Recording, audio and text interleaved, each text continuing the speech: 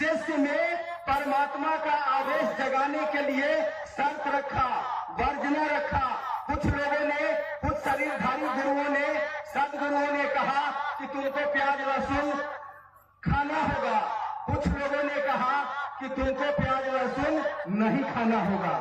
आए हैं बड़े से बड़े नामचीन गुरु, आए न रामकृष्ण परमहंस, जिन्होंने अपने शिष्य विवेकानंद को कहा कि नरेंद्र तुम्हारे के बीए करते हुए में काम करने का सिलसिला चला और इन गुरुओं ने कहा कि हमारे गुरु भी शिव हैं। इसलिए कहा जाता है कि शिव शिष्यों की सूची भी हमारे आपके शास्त्र में उपलब्ध है।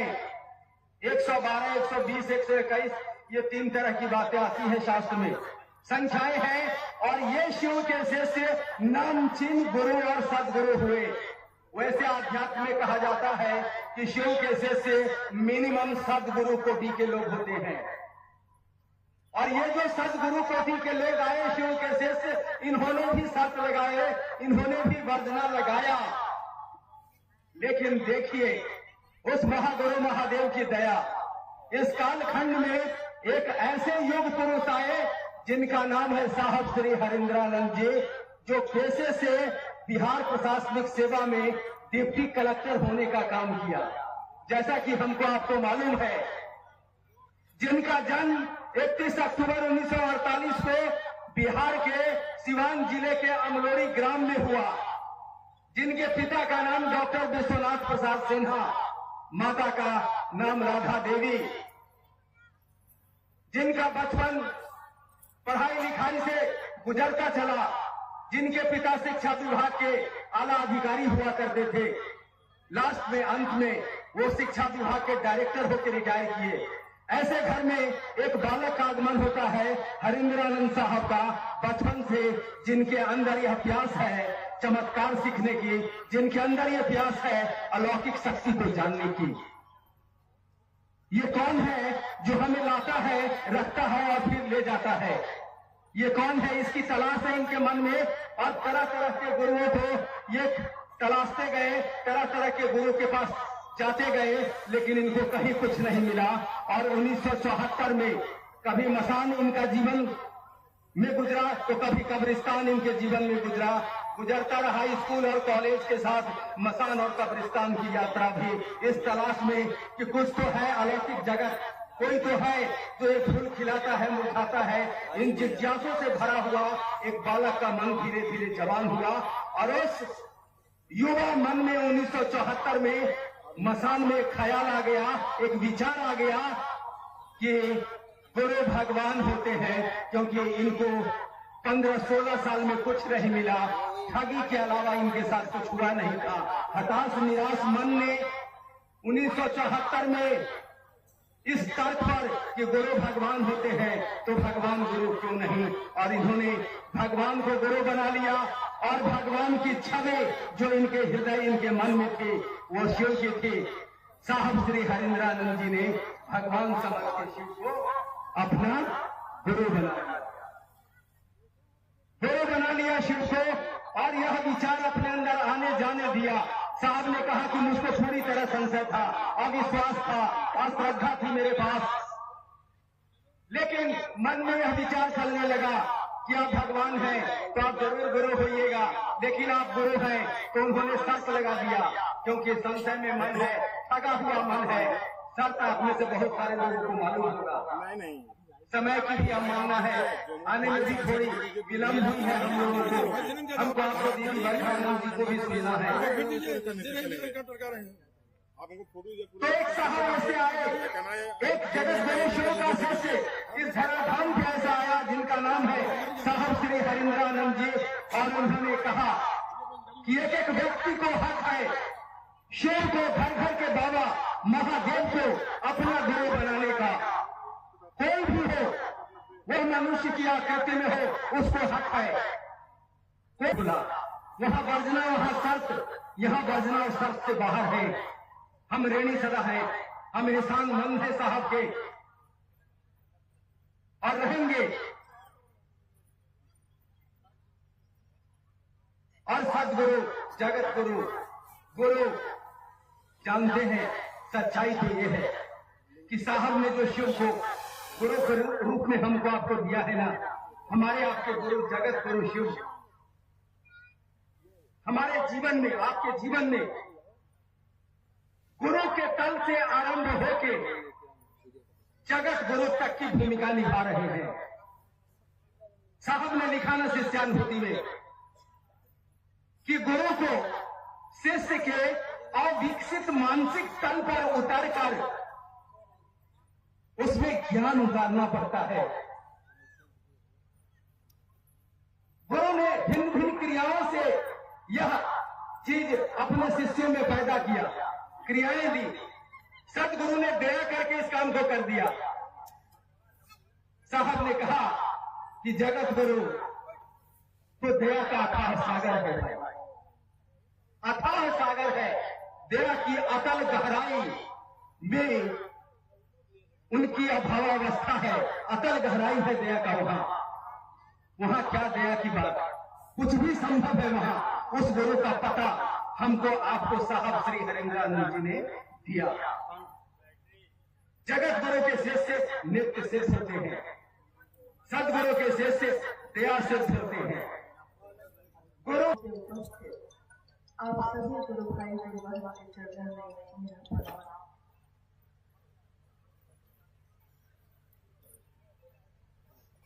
मेरा परम सौभाग्य है कि आज अपने गुरु शिव के कार्य के लिए, उनकी बात के लिए, उनके विस्तार के लिए जो कार्यक्रम आयोजित किया गया है शिव गुरु महोत्सव, उसमें भाग लेने का, शामिल होने का और अपनी सहभागिता देने का भी मौका मिला।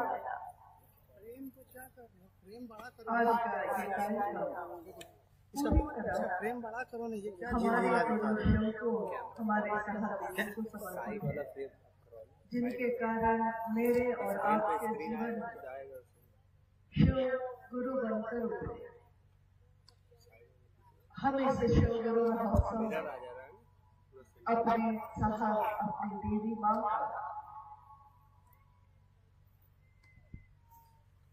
स्वागत करते हैं और कहते हैं कि स्वागत है युग पुरुष तुम्हारा, तुमने जमीन पे शिव गुरु को उतारा। हम इस कार्यक्रम में ही नहीं, हम अपने जीवन के पल प्रतिपल में उनके लिए यही कहते हैं कि आपने जमीन पे शिव गुरु को उतारा है। वो गुरु तो थे पहले भी, वो भगवान तो है। उनके अनेक रूपों की पूजा तो भारतवर्ष ही नहीं, विश्व के अनेक देशों में होती आई है। महादेव भगवान के रूप में, महादेव के रूप में सर्वमान्य है, सर्वपूजित है। धरती का कोई कोना ऐसा नहीं है जहाँ उनको पूजने वाले, उनको मानने वाले लोग नहीं है। उनके दानदाता स्वरूप से जगत के लोग तो बहुत संख्या में जुड़े और ज्ञान की जितनी धाराएं जगत में है, दुनिया में है, उन सारी धाराओं को पकड़ के अगर शिखर पे जाइए, यानी उस रास्ते पे चलकर अगर ऊंचाई पे पहुंचिए, तो आप पाइएगा कि शिखर पे शिव ही बैठे हैं। चंदौली की यह धरती, जैसा आपने अभी सुना, बाबा कीनाराम का जन्म स्थान भी माना गया है। रामगढ़ नाम के छोटे से गांव में उनका जन्म हुआ और आज बनारस में उनका समाधि स्थल भी है। शिव उनके गुरु हुए और अघोर पर्व में उन्होंने अपने जीवन को आगे बढ़ाया। यानी कोई किसी भी रास्ते से अगर शिव से जुड़ा है तो उसकी ऊंचाई, उसका कद इतना बड़ा हो जाता है जितना दुनिया में सामान्य व्यक्ति उनकी तुलना शिव से ही करने लगते हैं। इसीलिए उनको भी एक समय ऐसा आया जब दुनिया के लोगों ने कहा कि द्वितीय महेश्वर है वो, यानी धरती पे चलता फिरता एक शिव। उनका आचरण उनकी बात। तो शिव के सिर से पहले भी हुए हैं, शिव के भक्त भी अनेक हुए, और जिसने भी शिव की भक्ति की, जिसने भी शिव की शिष्यता ग्रहण की, उसकी ऊंचाई को ये दुनिया के लोग माप नहीं पाए, नाप भी नहीं सकते। कोई अगर गुरु है, उसकी ऊंचाई नापी जा सकती है। किस तरह? आपने अभी सुना कि गुरु, सदगुरु और जगत गुरु की चर्चा। गुरु और सदगुरु, ये दोनों श्रेणी के जो गुरु होते हैं वो शरीर में होते हैं, लेकिन जैसे ही हम जगत गुरु की बात करते हैं, दुनिया में भले लोग अपने नाम के आगे जगत गुरु लगा ले, लेकिन जगत गुरु की कुर्सी पे अगर कोई बैठा है, शिव स्वयं बैठा है। विश्व गुरु, आदि गुरु, महादेव को भी कहा गया आदि गुरु, यानी गुरुओं की श्रृंखला में अगर पहला गुरु कोई है तो वो कौन है? आदि और अंत, यानी आदि प्रारंभ और अंत जहाँ पे जाके खत्म होता है। आदि गुरु शिव।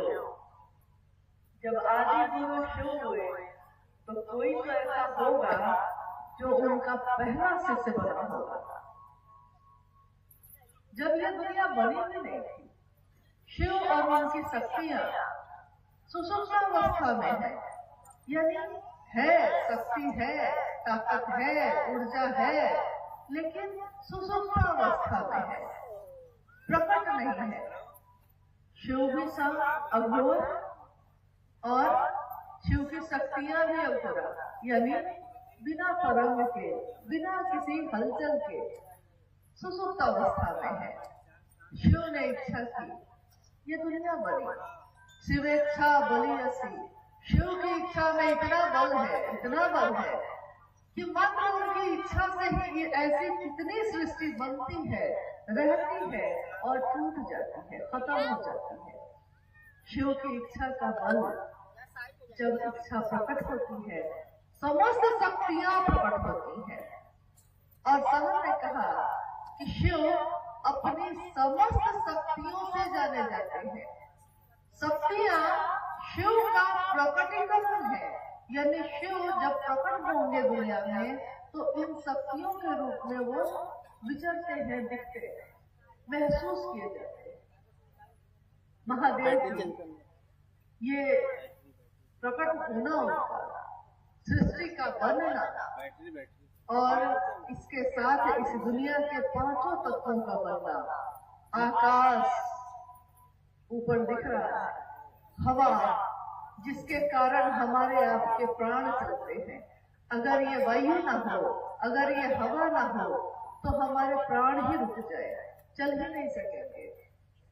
अग्नि, और ये अग्नि सिर्फ बाहर नहीं है, ये पांचों तत्व सिर्फ बाहर नहीं है, हर इंसान के शरीर में, उसके जीवन में भी यही पांचों तत्व चल रहे हैं। इसीलिए जब हमें भूख लगती है तो हम कहते हैं कि जठराग्नि पैदा हो गई है, जठराग्नि उत्पन्न हो गई है, यानी पेट में आग लगी है। ये कैसी आग है? जो दिखती नहीं है। तो जैसे बाहर अग्नि तत्व है, जल है, क्षितिज है, यानी ये मिट्टी है। इन पांच तत्वों से और 3 गुणों से बंधा हुआ ये संसार है। और इसी तरह जैसा ये संसार है वैसे ही इसमें पैदा होने वाले इंसान यानी जीव भी है। 5 तत्वों से बने, 3 गुणों से बने। अब हमारे रहस्य को, इस पूरी दुनिया के रहस्य को या इंसान के रहस्य को कौन जान सकता है? ये वही जान सकता है जिसने इसको बनाया है। आपने अगर घर बनाया है और उस घर में कोई बिजली का मिस्त्री तार लगाता है चारों तरफ, और तार लगाने के बाद ऊपर से प्लास्टर कर दिया जाता है, प्लास्टर कर दिया गया। अब आप कहिएगा कि तार कहाँ से गुजरा है, तो आपको उसी मिस्त्री को पकड़ के लाना होगा जिसने घर बनते समय बिजली का तार बिछाया था घर में, क्योंकि बाहर से अब नहीं दिख रहा है कि कहाँ है, लेकिन जिसने लगाया है उसको पता है। दुनिया का रहस्य और इंसान का रहस्य, शक्तियों का रहस्य, सब कुछ कौन है? सब कुछ वो शिव स्वयं है। शिव की शिष्यता में जब पहला कदम हम सब रखते हैं तो दुनिया इसको एक नाम देती है। ये कौन सा रास्ता है? ये कौन सी दुनिया है? ये अध्यात्म की दुनिया है। अध्यात्म ये क्या है? अध्यात्म का अर्थ होता है खुद को जानना, अपने को जानने की यात्रा। मैं कौन हूँ, कहाँ से आया हूँ, कहाँ जाऊंगा, किस लिए आया, क्या करना है मुझको, मूल उद्देश्य इस जीवन का क्या है, इन बातों को जानना यानी आध्यात्मिक जीवन में आपने पहला कदम रखा है। अब हमारे रहस्य को कौन जान सकता है? हम में सबसे सुंदर पक्ष क्या है, ये कौन जान सकता है? ये शिव के सिवा कौन जान सकता है? तो आज जब संसार की स्थिति ये है कि कभी ऐसे युग भी थे जिसको कहा गया कि जिसमें कभी पाप नहीं था, कभी दुराचार नहीं था, कभी नफरत नहीं थी, प्रेम था, सुंदरता थी, शांति थी। लेकिन आज जिस युग में हम हैं वो है कलयुग, यानी सृष्टि का क्रम बदल रहा है। दुनिया हर पल अपने रूप को बदल रही है। ये पृथ्वी जिस पे हम आप बैठे हैं ये भी तो चलमान है, हर पल चल रही है। हमारी आंखों के सामने से हर दृश्य गुजरता चला जा रहा है। कहा है किसी ने ये दुनिया एक पासिंग शो है, यानी ये दुनिया एक ऐसा दृश्य है जो आपकी आंखों के सामने से गुजरता चला जाता है। जीवन गुजर रहा है, जीवन खत्म हो रहा है और इस जीवन में आने का अभी भी कारण हमको आपको पता नहीं है। हम क्यों आए? इस जीवन को जान सके, क्योंकि अपनों की चिंता तो हमें सताती है और अपनी यात्रा विस्मृत हो जाती है। साहब हैदराबाद जी का ये वाक्य उन्होंने 1990 के दशक में शिष्यानुभूति जो लिखी, जिसमें अपनी अनुभूति लिखी, उसमें उन्होंने लिखा है कि अपनों की चिंता हमें सताती है लेकिन अपनी यात्रा विस्मृत हो जाती है। यानी अपनों की चिंता, मेरा पति कैसा रहेगा, कैसा खाएगा, क्या करेगा, खेत में अनाज लगेगा नहीं लगेगा, सुबह से रात होती है और जिंदगी इसी तरह तमाम होती है। सुबह से रात तक हमारे मन में चिंतन तो चलता है लगातार, विचार तो प्रकट होते हैं लगातार, लेकिन इन विचारों का, इस चिंतन का लक्ष्य अपनों के बारे में होता है, हमारे अपने, जिसको भी मेरा मन अपना समझता है। साहब ने बस इतना ही कहा, बाहर तो सबकी चिंता कर रहे हैं आप, लेकिन अपनी तरफ क्यों नहीं देखते? आपकी भी अपनी एक यात्रा है। एक इंसान जो इस धरती पे आया है उसकी यात्रा का कारण क्या है? तो अपनी चिंता भी करिए दूसरों की चिंता के साथ साथ। और इसी के साथ उन्होंने एक संदेश जिसके बारे में आपने अभी सुना। सन 1974 में उन्होंने शिव को अपना गुरु बनाया था। चंदौली की इस धरती पे स्वयं साहब श्री हैदरानंद जी का पदार्पण 2007 में हुआ। उस समय शिव गुरु महोत्सव का आयोजन हुआ था जिसमें वो स्वयं पधारे थे। यानी इस चंदौली के धरती पे शिव के शिष्य अपने चरण को रख चुके हैं और ऊर्जा से भरा हुआ ये क्षेत्र है। शिव की शिष्यता इसकी रगों में बहती है। तो उस जगह पे शिव की बात करना आज हम सबका ये सौभाग्य ही है कि हम इस बात को कर रहे हैं। आप हम सब शिव के शिष्य हैं। शिव की शिष्यता जाति, धर्म, संप्रदाय या पुरुष और स्त्री के भेद से भी परे है। शिव की शिष्यता एक ऐसी शिष्यता है जिसमें किसी के लिए भी कोई बंधन नहीं, कोई नियम नहीं, जो सारे नियम से परे है। जब नियम भी काम नहीं करते हैं, जब नियम भी साथ नहीं देता है, तो हम दया मांगते हैं और दया शिव से मांगते हैं। पहला सूत्र साहब हैदरानंद जी ने यही दिया कि उससे उसको गुजरना नहीं पड़े, तो उसमें भी अनाज की बालियां पैदा नहीं हो सकती। एक कहानी है कि एक किसान ने जो खेती करता था, अपने भगवान से, ईश्वर से ये कहा कि भगवान आप दया नहीं करते, क्योंकि जब मैं फसल लगाता हूँ तब उसमें आप कभी बारिश करवा देते हैं, आप कभी ज्यादा धूप दे देते हैं, आप कभी ज्यादा तूफान ला देते हैं, तो मेरी फसल जो है गड़बड़ा जाती है। ईश्वर ने कहा कि चलो ऐसा करते हैं, कुछ दिन के लिए तुमको ही अधिकार दे देते हैं। तुमको बड़ी शिकायत है मुझसे कि मैं तुम्हारे लिए कुछ नहीं करता, तो चलो कुछ दिन के लिए भगवान की कुर्सी पे तुम्हें बैठ जाओ और तुम करके देखो कि क्या होता है। नतीजा ये हुआ कि जब किसान ने चाहा कि धूप हो, धूप हुई, जब किसान ने चाहा बारिश हो, बारिश हुई, जब उसने चाहा हवा तेज हो, तेज हुआ, धीरे हो, धीरे हुआ, यानी सब कुछ अनुकूल हुआ, उसके मन के अनुकूल हुआ और पौधा तो बड़ा हुआ, इतना बढ़िया हरा भरा हुआ कि किसान देखकर खुश हो गया। लेकिन जब उसने सोचा कि अब कटाई कर रहे और कटाई करने के लिए पहुंचा तो उस पौधे में अनाज की बालियां नहीं थी। उसने फिर से ईश्वर से शिकायत की। उसने फिर से कहा कि आपने फिर अनाज में बालियां ही नहीं दी। भगवान ने कहा कि अभी तो भगवान की कुर्सी पे तुम खुद बैठे हो, तो अब तुम बाली पैदा कर लो। यानी पौधा हरा भरा हो सकता है, लेकिन वो पुष्पित पल्लवित भी होगा, अनाज भी उसमें पैदा होगा। इसके लिए उसको संघर्ष चाहिए, सुख का, दुख का। अभी आपने भजन सुना कि मैं समष्टि के, इस दुनिया के दुख दर्द में बहा जा रहा हूँ। हे महादेव, मैं उसमें बहता ही जा रहा हूँ, लेकिन आप कहाँ हैं? आप दिखते क्यों नहीं? छिपे कहाँ महेश हो, एक झलक दिखाइए।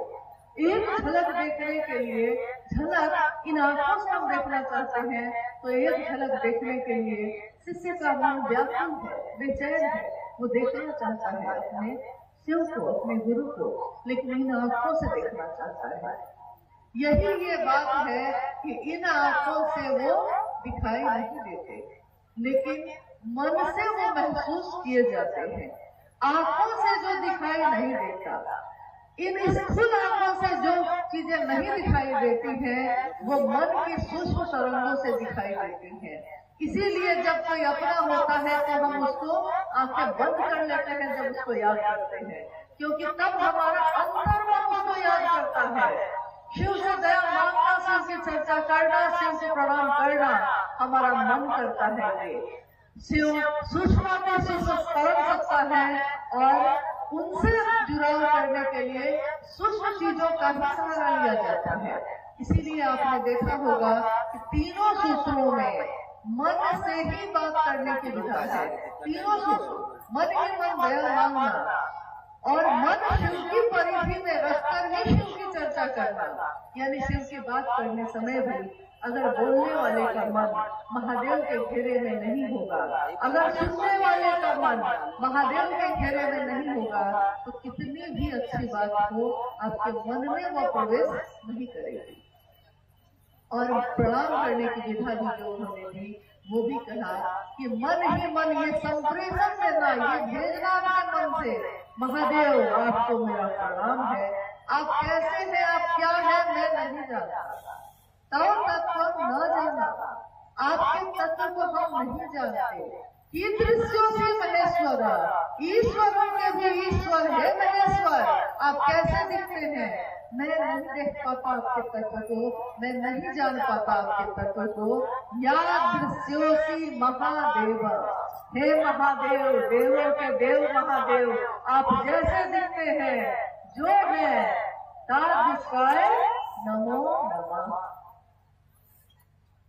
हम आपके हर उस रूप को प्रणाम करते हैं जो दिखे या ना दिखे, लेकिन आपका तत्व तो है, आप तो हैं, तो प्रणाम भी मन ही करता है। इन तीनों सूत्रों में साहब श्री हरिहरानंद जी ने मन से ही करने के लिए कहा। क्यों कहा मन से? प्रणाम हम हाथ जोड़ के भी तो कर सकते हैं, दया मांगने की क्या जरूरत, करो और पाओ। आज तक तो संसार में यही होता आया था, ईश्वर के लिए कृपा शब्द का प्रयोग होता था। कृपा यानी करेंगे तो पाएंगे, ईश्वर की कृपा होगी तब न पाएंगे। किया है इतना भी किया है उतना भर पाया है। लेकिन पहली बार शिव के शिष्य साहब महिमानंद जी ने कहा किया कुछ भी नहीं है, आता कुछ भी नहीं है, किया न कोई साधना, न कोई प्रार्थना, न कोई मंत्र का जप, कुछ भी नहीं किया है, आता भी नहीं, चाहूंगी तो नहीं कर पाता। संस्कृत नहीं आती, साधना करना बैठने तो चाहता हूँ, लेकिन संसार में इतने उतार चढ़ाव है कि साधना भी नहीं हो पाती।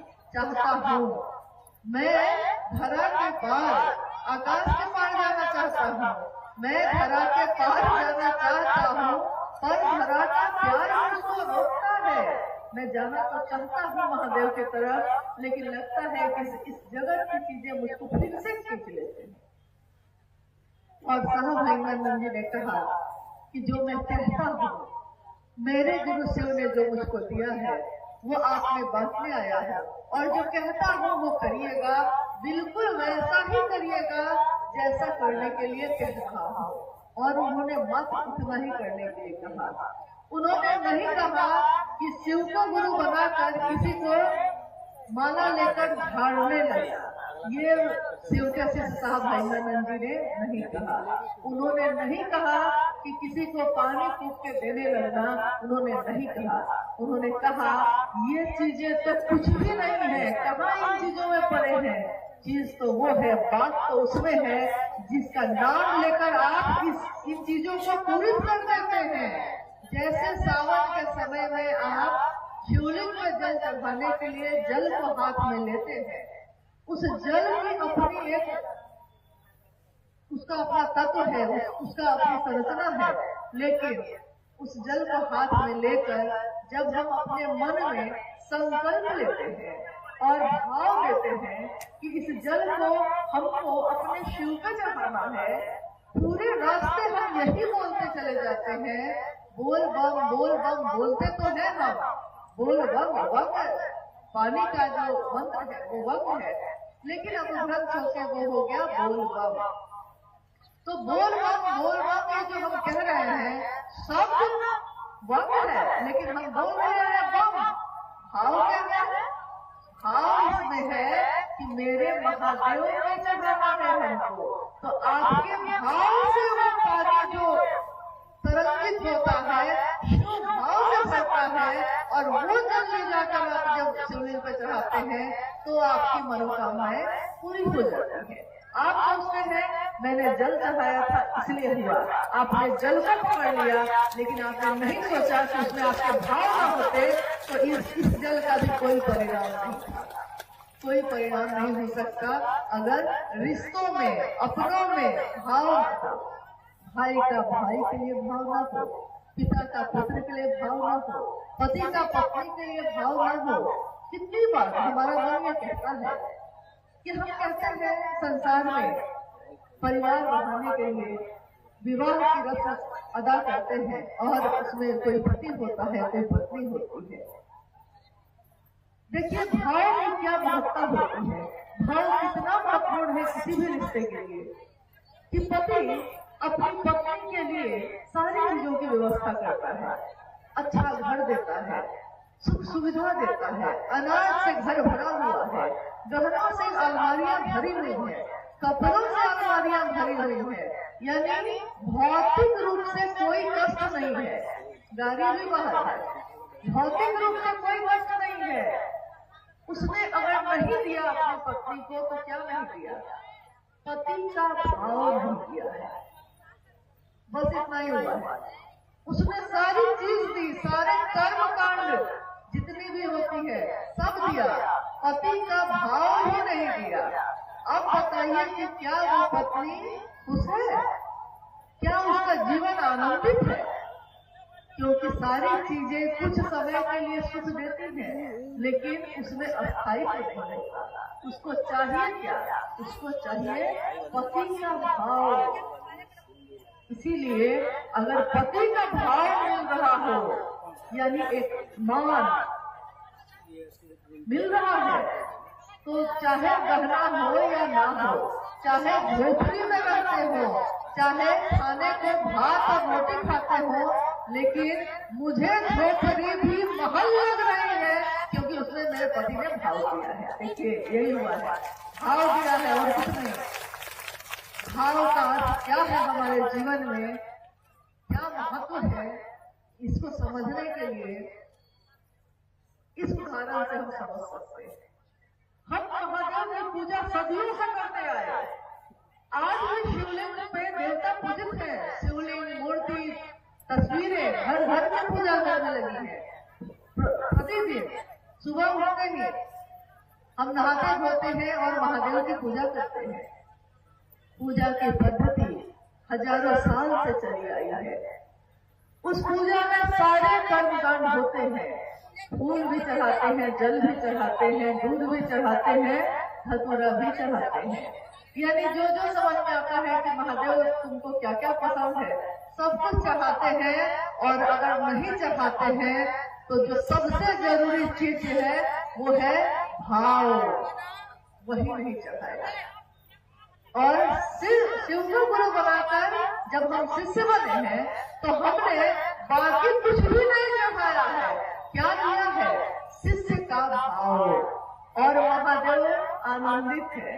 वो महादेव जो घोर है, कपालेश्वर है, नटराज रूप है, जिनके उमा के पति गृहस्थों के आदर्श नटराज चिता का भस्म लपेटे, काल भी जिससे डरता है वो, काल भी जो भजता है शिवम शिवम शिवम शिवम, डरता है, भजता है, काल भी जिसके नियंत्रण में है, स्थान पात्र काल जिसके इशारों पे नाचते हैं, वो महादेव आपका सिर्फ भाव अर्पित होता है।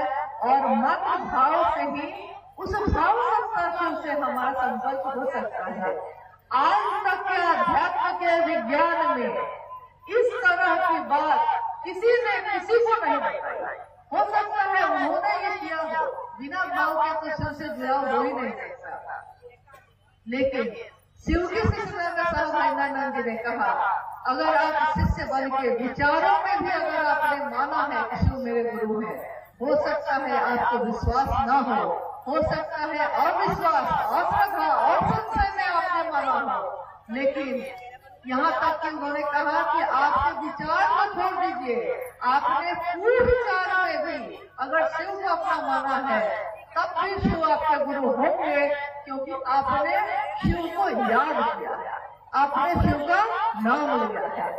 तो नाम लेने पर से जिसके हमारा जीवन बन जाता है, दिन बन जाता है। सोचिए, उस महादेव को अगर मन में हमेशा के लिए मन से जुड़ जाए तो वैसी ही बात हो गई कि बुद्ध की अपनी कोई ताकत नहीं है, संगत के असर का साधन होता है।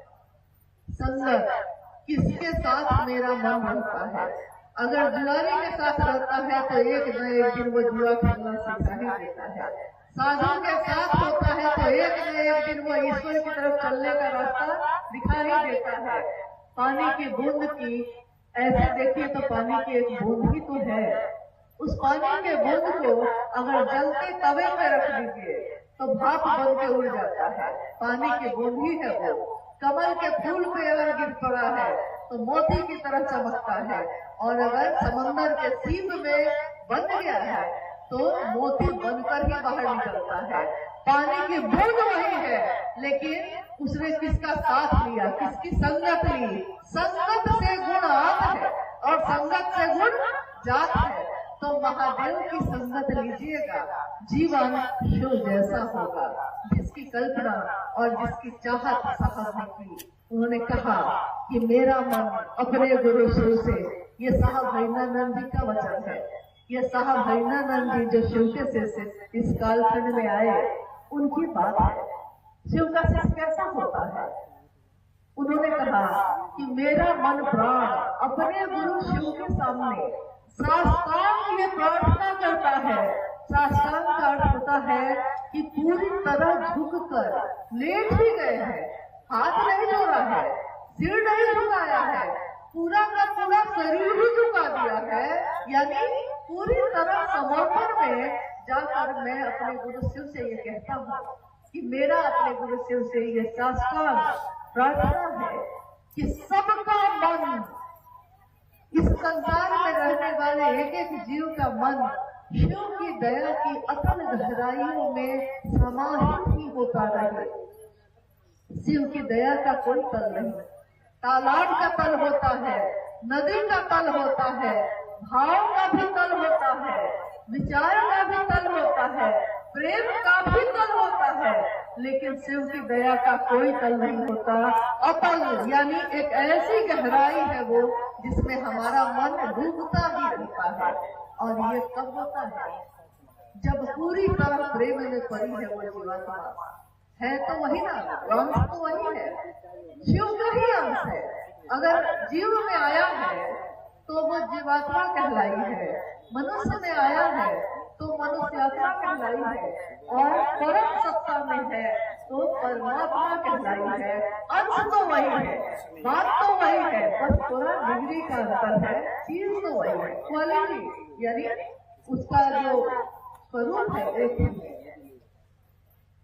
हम अपने घरों में दीप जलाते हैं, अक्सर जलाते हैं।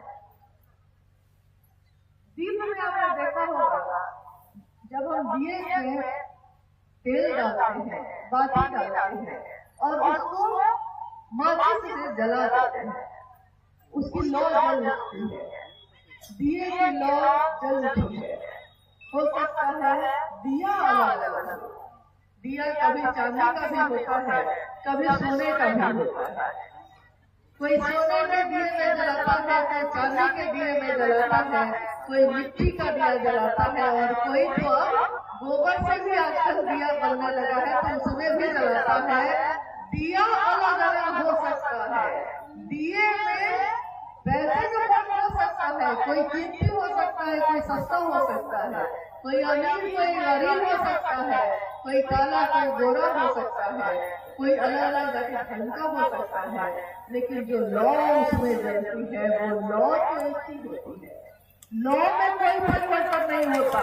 महादेव की शिष्यता भी हमारे हृदय में जो प्रवेश की है उसमें कोई परिवर्तन नहीं है, कोई भेद नहीं है, कोई किसी से अलग नहीं है, सबके अंदर वही बात है। और जिस दिन हम और आप महादेव को दूसरे के हृदय में भी देखने लगेंगे, हमको किसी से नफरत नहीं होगी, हमको किसी से परायापन नहीं लगेगा। यहाँ कौन अपना है कौन पराया है, ये महादेव से जुड़ते ही समझ में आता है।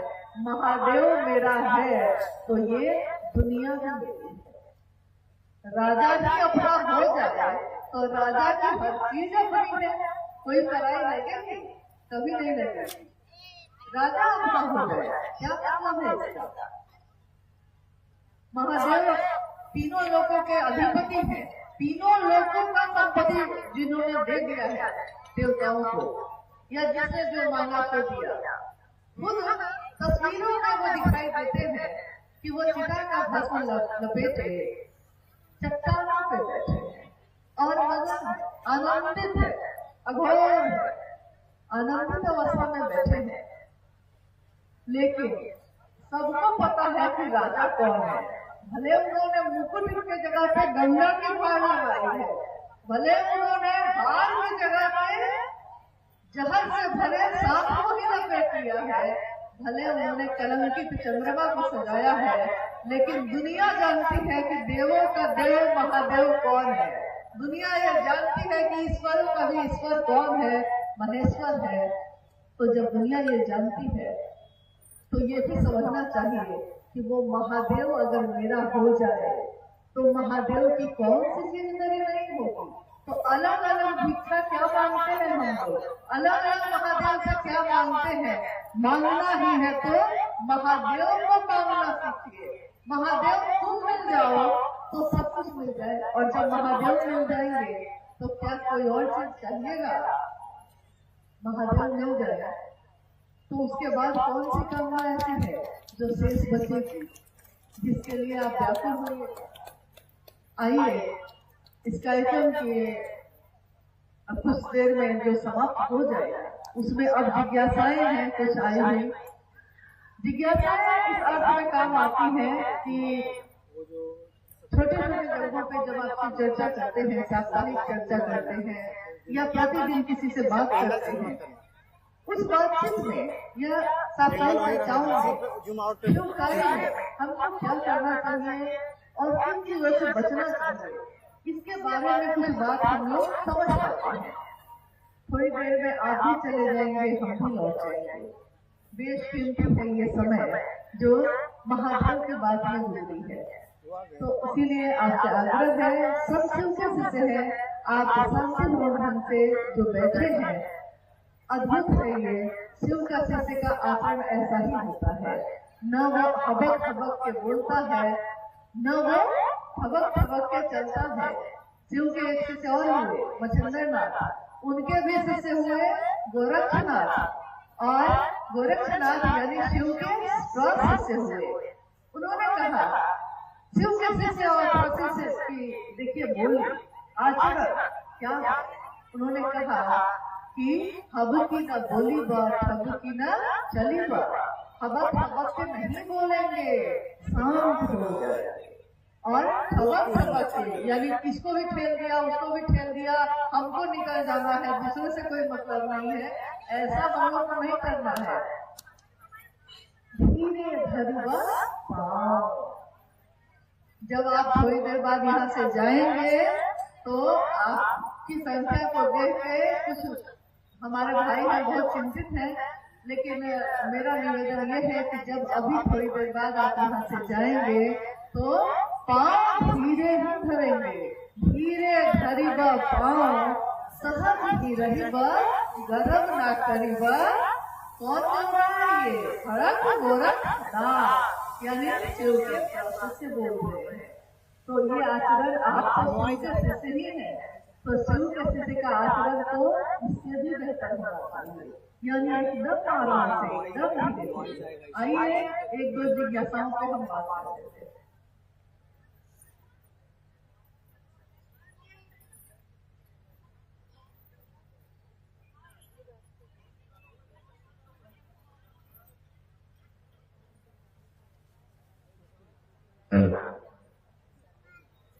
जिज्ञासा है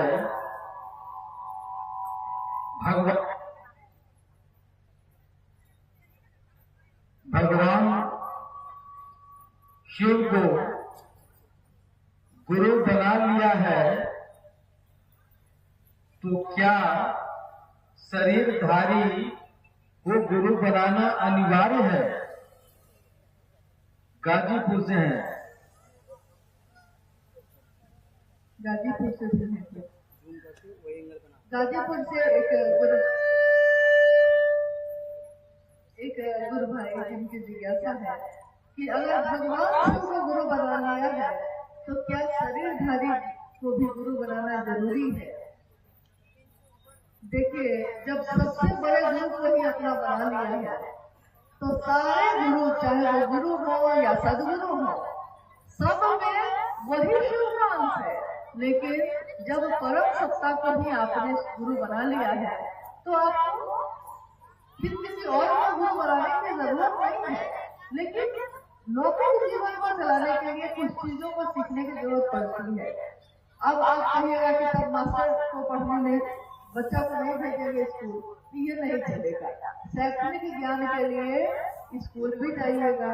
कोई खाना बनाना सीखता है, कोई खेती करना सीखता है, वो भी तो गुरु ही होते हैं। लेकिन आध्यात्मिक रूप से शिव को गुरु बनाने के बाद आपको सम्मान हम सबका करेंगे, सब हमारे लिए सम्मान के योग्य हैं, लेकिन आपको उसके बाद किसी को गुरु, क्योंकि उससे ऊपर कोई है नहीं। अध्यात्म का रास्ता तो शिखर पर चलने का है। तत्व ऐसा है शिव का जो ऊर्ध्वमुखी करता है, ऊपर की तरफ लेके जाता है आपको। तो जब शिव की तरफ में मन चल रहा है तो फिर अब कुछ किसी को भी बनाइएगा तो उससे तो नीचे ही होंगे। लेकिन शिव के से सम्मान करते हैं हर उस व्यक्ति का जिसने भी शिव की बात की है, तो सम्मान से कभी नहीं होनी चाहिए। एक जिज्ञासा है और बहुत सारे लोगों की जिज्ञासा है। शिव चर्चा में लोग भजन जागरण करके पैसा कमा रहे हैं और बाबागिरी कर रहे हैं। शाम 5 बजे से सुबह 5 बजे तक शिव चर्चा के नाम पर रथ जग्गा करते हैं। ये क्या है? और इससे लोग दिग्भ्रमित हो रहे हैं। क्या किया जाए? आपने जिज्ञासा सुनी है कैसे शिव चर्चा के नाम पे कोई केवल भजन कर रहे हैं और उसके बदले में पैसा मांगते हैं, कोई भी ऐसा करते होंगे। लेकिन किया तो किसी एक ने होगा, लेकिन जिज्ञासा तो सबके बीच आ गई। क्यों आ गई? क्योंकि ये पावन धारा है, शिव की शिष्यता की पावन धारा है, मूल धारा है, बहुत पावन है। और राष्ट्रीय की कर्मचारियां तो आती है इसमें, लेकिन उसको साफ करने की जिम्मेवारी भी हमारी आती है, क्योंकि शिव के शिष्य हैं हम। और साहब में आप अपने जीवन में कमाने के लिए क्या करते हैं, इसमें उन्होंने कभी रोक नहीं लगाई, कभी कुछ नहीं कहा। उन्होंने कहा, मेरे गुरु शिव ने ये नहीं कहा कि तुम दूसरे को कहना कि कुछ नहीं बोलो, पाप नहीं करो, मैं कुछ नहीं करता। मेरे गुरु शिव ने बस इतना कहा कि तुम जो करते हो दूसरों को करने के लिए कहना। और मैंने शिव की बात की, शिव के लिए शिव की बात की। और इस बात को करने में देखिए थोड़ा आपको इसको समझना होगा कि हमारे साहब के दिल के दर्द को थोड़ा महसूस करने की कोशिश करिए। जिस बात में उन्होंने अपने जीवन का सर्वस्व लगा दिया और उन्होंने कहा कि शिव को गुरु बनाने में और दूसरों को शिव के लिए प्रेरित करने में मेरे मन में न तो अर्थ की कामना थी, न धर्म की, न मोक्ष की। अर्थ, धर्म, काम, मोक्ष किसी भी चीज की कामना नहीं थी। मैंने तो शिव के लिए शिव को चाहा और यही उन्होंने हमको आपको भी कहा। आप गाना बजा के ही कमाना चाहते हैं तो गाना बजाने के लिए दूसरी जगह है। कोई स्टेज पे गाता है, कोई घर घर में शादी ब्याह में गाता है, आप उसमें गाइए, आप पैसा लीजिए, कोई बात नहीं है। लेकिन शिव की चर्चा है, शिव की बात है। अपने गुरु शिव की गरिमा का ध्यान रखिए। आपके गुरु शिव ने आपको क्या दिया? सब कुछ दिया है, उन्हीं की दया से है। लेकिन उनको बेचकर तो जगत नहीं कर देंगे ना। आप बताइए जरा, मेरे लिए एक जिज्ञासा है। हम लोगों ने पहली बार जब शिव को गुरु बनाया तो क्या कहा? हे शिव, आप मेरे गुरु हैं। हे शिव, आप जो भगवान है, सबके हैं, वो कौन है? आप मेरे गुरु हैं। और जिसको हम अपना बना लेते हैं, हम उसका व्यापार नहीं करते हैं। अगर वो मेरा है, चाहे वो मेरा बेटा हो, चाहे वो मेरा पति हो, चाहे वो मेरा दोस्त हो, चाहे वो मेरा अपना कोई भी हो, अपना कह दिया है किसी को तो उसका व्यापार नहीं करते हैं। तो मेरा अनुरोध है कि शिव की शिष्यता में पावन जो है ना चीज है, उसको पावन ही रखने दें हम लोग। और क्या हम लोग इतना नहीं कर सकते कि शिव के घर को छोड़ दें? जगत को बेचकर जगत को खरीदने का रिवाज बहुत पुराना है। बेचिए ना, धान बेचिए, पैसा लीजिए, नहीं कपड़ा बेचिए, पैसा लीजिए, सब्जी बेचिए, पैसा लीजिए। जगत की चीज है, जगत में बेचिए, जगत से पैसा लीजिए, कोई दिक्कत नहीं है। लेकिन हाथ जोड़कर और आपके पांव पकड़ के भी ये कहना है कि कम से कम महादेव के घर में ऐसा मत करो। और ऐसा करके आप तो गति में, अधोगति में जाइएगा, लेकिन आपके साथ न जाने कितने लोग ही चले जाएंगे। ये कितना सुंदर रास्ता है, क्यों इसको हम कलुषित करें? कोई एक जगह तो ऐसी हो जिसके लिए हमारा मन ये सोचे कि हमने ईमानदारी से काम किया। और ये जगह है, ये रिश्ता है गुरु और शिष्य का। गुरु और शिष्य के रिश्ते में व्यापार नहीं चलता। तो मेरा ये कहना है, कम से कम ये मत करिए। और एक बात उन्होंने कही है कि रथ जग्गा करते हैं।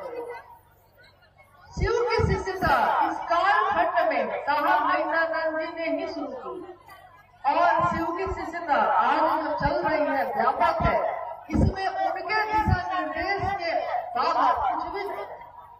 तो शिव शिष्यता में जो उन्होंने कहा है वही होना चाहिए। इसके अलावा अगर हम और आप कुछ भी करते हैं तो उसकी जिम्मेदारी हमारी नहीं है।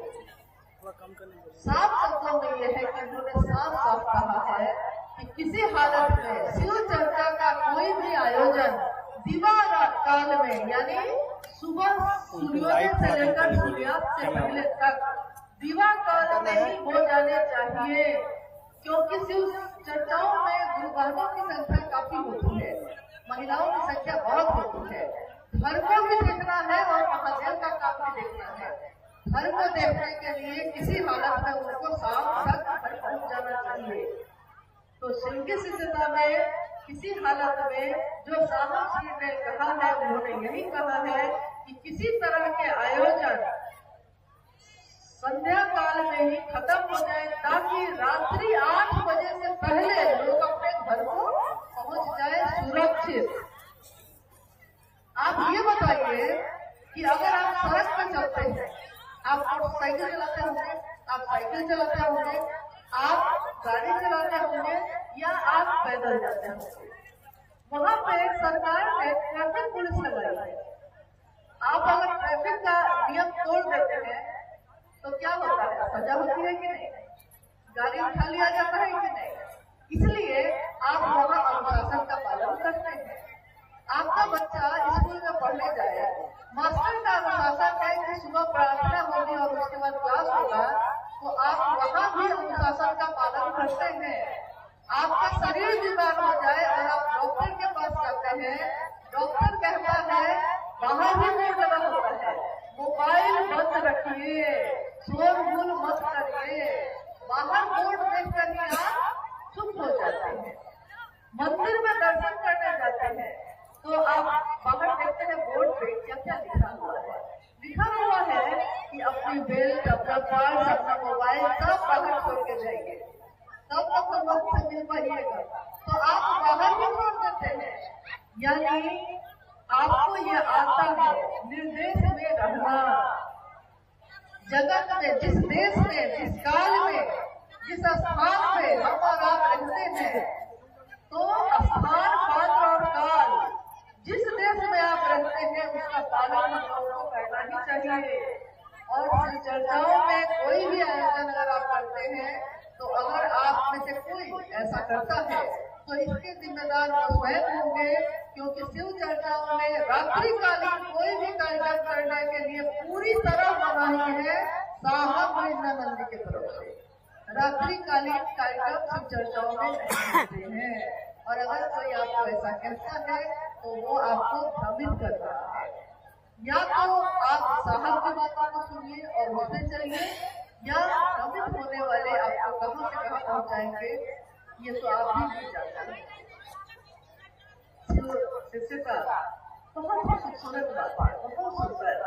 हमारे आपके जीवन में ये एक जागरण है, ये क्रांति नहीं है, ये आंदोलन नहीं है। शिव की शिष्यता न तो क्रांति है न तो आंदोलन है। शिव की शिष्यता जागरण है, व्यक्ति के मानसिक और आध्यात्मिक तल का, मानसिक तल और आध्यात्मिक तल, यानी चित्त से और अपने मन से जो जान गया है, उसी के लिए आप नाम के घोषणा जब हम आप करते हैं तो कहते हैं कि आज से और अभी से इन्होंने अपना शिव को अपना गुरु बनाया है। और हम सब कहते हैं जागा जागा महादेव।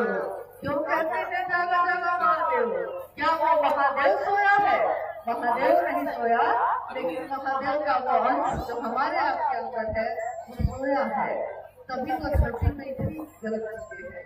जिस दिन हमारा मन महादेव से जुड़ जाएगा तो हम सही रास्ते पे चलना सीख जाएंगे, क्योंकि महादेव दूसरों के लिए जहर पीना सिखाते हैं, दूसरों को जहर देना नहीं सिखाते, अमृत बांटना सिखाते हैं और खुद को उसके लिए गिरना नहीं सिखाते।